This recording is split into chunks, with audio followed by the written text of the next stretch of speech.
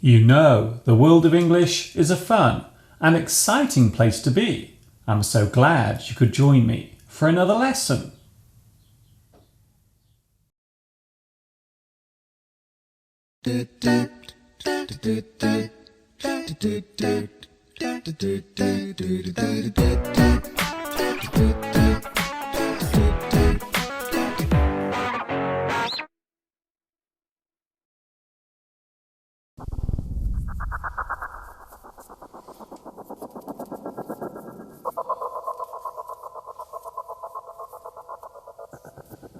Hi everybody, this is Mr. Duncan in England.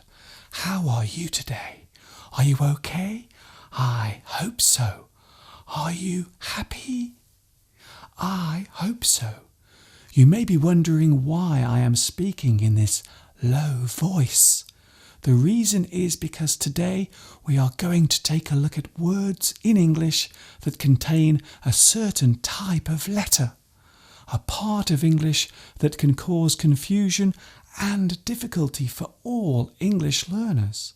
In today's lesson, we are going to take a look at words with shh, silent letters.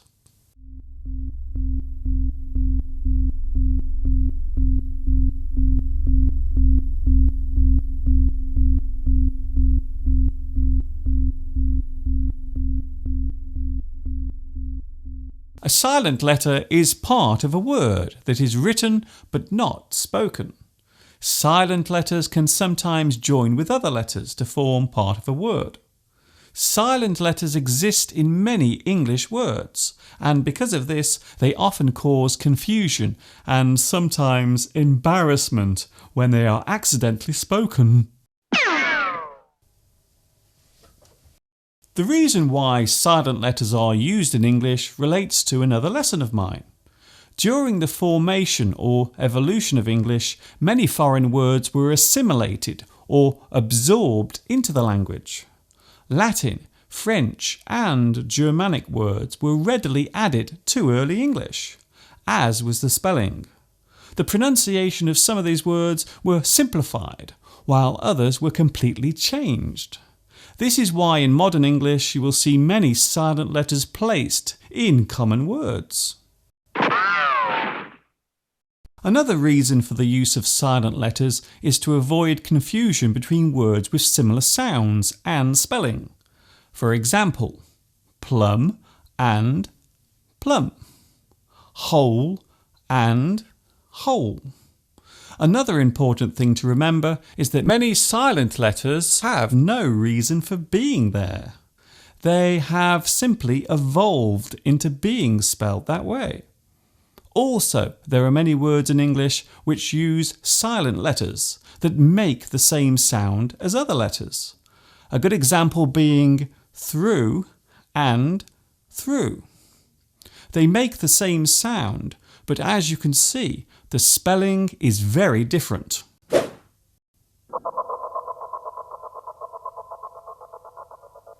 Some silent letters seem to have no logical purpose at all. For example, the B in comb, womb and bomb. There is only one letter change between these words, yet they are pronounced differently.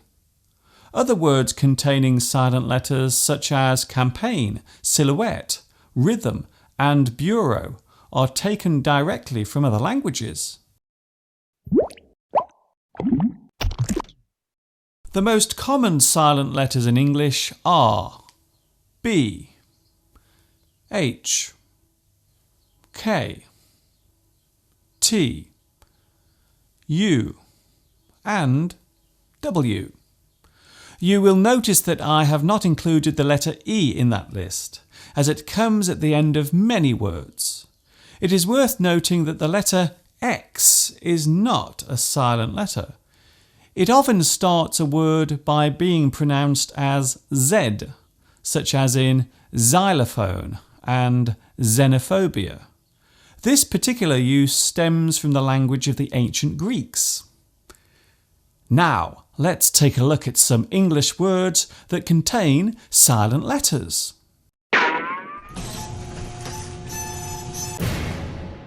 crumb, climb, thumb, lamb, doubt, limb, plumber, bomb. Why, when, which, what, whether, ghost, white, while, honest. Not, knitting, no, knee, knock, night, knuckle, knickers.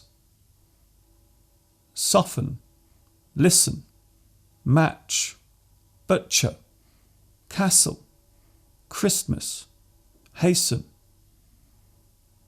Guard, guess, guitar, building, rogue, guest, biscuit, tongue. Wreck, wrestling, hole, sword, two, wrong, writing, wrist, wrinkle.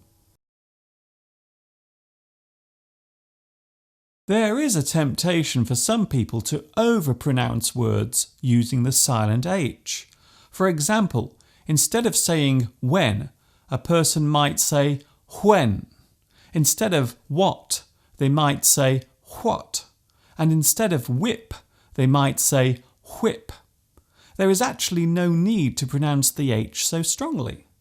Just let the sound leave your lips naturally. When, what, whip.